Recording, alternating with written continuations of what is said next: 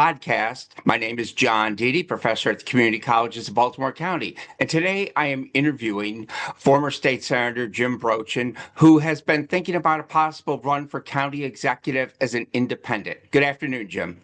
Hey, John, how are you? Not too bad. Can't complain. My first question I want to ask is, if you were to run for county executive, why would you run, and what would be the issue you would be focusing on? So the issues haven't really changed since I ran 7 years ago. Baltimore County is a great place to live and work. I've lived here my whole life for, past 6 decades, which is pretty amazing. And unfortunately, it's a pay-to-play county.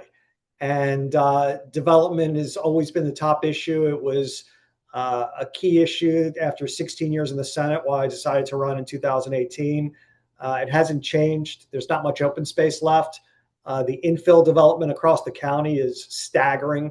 From Catonsville, when you drive down the Beltway, and you can literally on 695 see straight into neighborhoods because there's literally no forest or trees or foliage left there. Straight up through Pikesville, which has been decimated with overdevelopment. Developers get their way, they write the rules. And for some reason, because of campaign contributions and, they're able to dictate what gets built and what doesn't get built in Baltimore County, and how much foliage and open space we lose. And that's that was always the motivating factor. When I was in the Senate, we dealt with macro issues, but we didn't deal with that issue. We dealt with it more on a broader level than on a county level. The next question I want to ask is, one of the big issues nationally Democrats have been talking about, and when I've talked to other people who are running for county executive, this is an issue they're really focused on, and the problem is housing in Baltimore County. The county's losing population. At the same time, we're facing a crisis of expensive housing and places to put housing. What would be your plan to deal with the housing problem facing Baltimore County? So I think I think it goes back to development, but when you talk about development, every piece of open space that's taken out, as far as I'm concerned, trees and forests and foliage is evil. But there's also good development, and good development is called redevelopment. Old buildings that are state-owned or county-owned or have been abandoned, the county should invest and turn into housing in urban areas, not rural areas, urban areas like the center of Pikesville, like Woodlawn, Dundalk, Essex, building upwards, especially around the water. But again, focusing on existing buildings that are already there and redeveloping and creating housing there. Almost analogous to what I think they should do in Baltimore City, which is they're always looking to build more, but there's tons of vacant housing there. In Baltimore County, there's a lot of vacant buildings that could be redeveloped. That's where you incentivize developers. You incentivize them on redeveloping existing, so we can make it somewhat affordable. One of the big issues that's going to face anybody who becomes Baltimore County executive is the financial albatross of the blueprint. What do you think should be done in Annapolis regarding it, and how do you deal with that if you become county executive? Yeah, so I've been, in my 7-year retirement from politics, I've still been pretty vocal about that, and I think that the blueprint is a disaster. I think the Democrats who keep supporting it are just living in another galaxy, and the thought of hiring 25% more teachers for the same amount of kids that are in the class right now, where class size is somewhat manageable, and then having their pension obligation over the next 20, 30, 40 years, and the multiplier of the pension obligation makes the state come pretty close to, if the state could go bankrupt, it would, but we do have to balance a budget. But the only way you can balance a budget on the blueprint and hiring 15,000 more teachers is to raise taxes to an end that's totally unsustainable.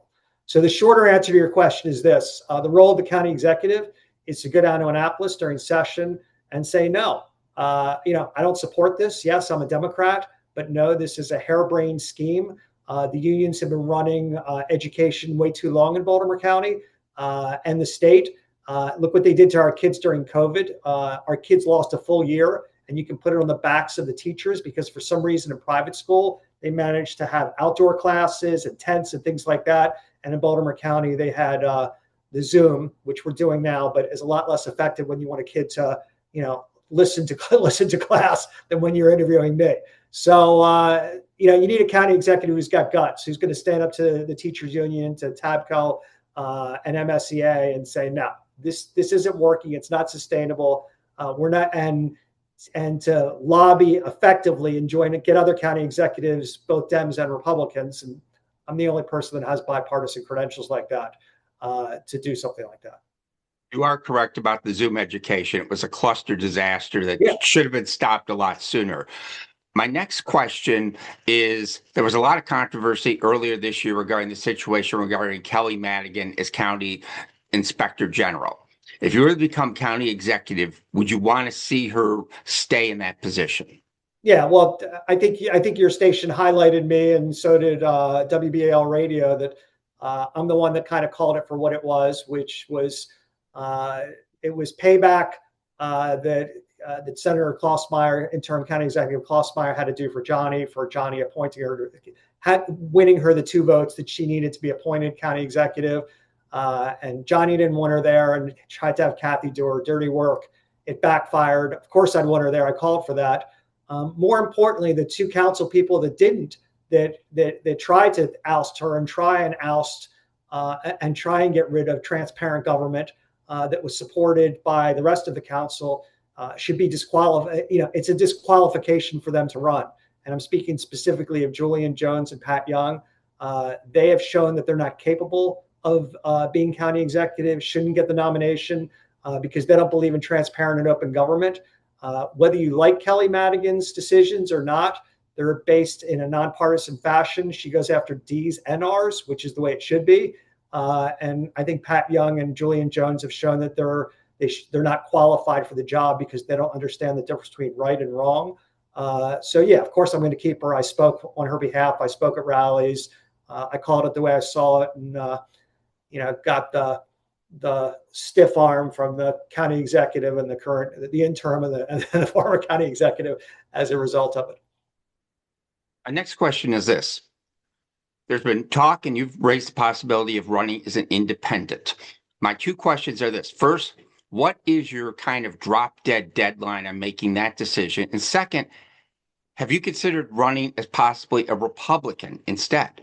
Yeah, so my drop dead deadline is the deadline to get in. So that would be my drop dead deadline. I would prefer that Senator Chris West get in rather than myself. Chris is the Republican who succeeded me in the Senate. He's smart, he's capable, he's leaving the Senate. Excuse me. And I think he's got the right temperament and would be a great county executive. So I would step aside in a heartbeat if he decides to run, and I know he's still thinking about it.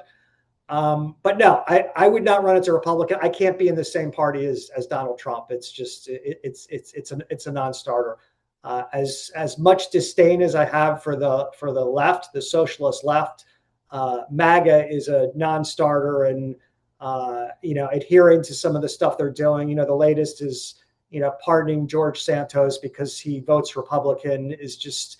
It's hard enough to look in the mirror and say I'm a Democrat when I watch what the progressives are doing and how they brought me Donald Trump, but it would even be harder justifying anything that MAGA does. So no, I won't run as a Republican. I have mutual disdain for both parties, but it's still a little higher for MAGA right. Last question I want to ask is this. If you were to become county executive, thinking of past county executives, who would be your role model as far as I'd like to emulate a lot of things that person did? Yeah, I mean, Dutch really, really brought people together. I mean, he had this notion, and it was the correct one, it's kind of old school, and he tried to follow it in Congress, and he found it a little more difficult in Congress because of how partisan it is, that bring everybody to the table and make everybody a winner. So he would be my role model as far as doing that. He had a very, it's funny. People talk about some things that Dutch did. I thought Dutch's best decision ever was that farm across the street from Green Spring Station that was hundreds and hundreds of acres that developers couldn't wait to get their greedy hands on. He turned it into a park. If you ask me, that well, the best thing he did, it's like 350 acres. He did that and kept the core of northern Baltimore County, rural. But that would be my role model as far as county executive. My other role model, just since we're talking about him, is Wayne Gilchrist. I mean, I watched Wayne. Wayne wasn't a county executive. Wayne was a congressman, but he was all about open space and protecting the environment and preserving what's out there. That's the kind of senator I tried to be, emulating the way Wayne was and the way Dutch was, and it would be the type of county executive I try and be. All right. Thank you again for your time, and take care and have a good day. Hey, John, pleasure. Take care. Okay.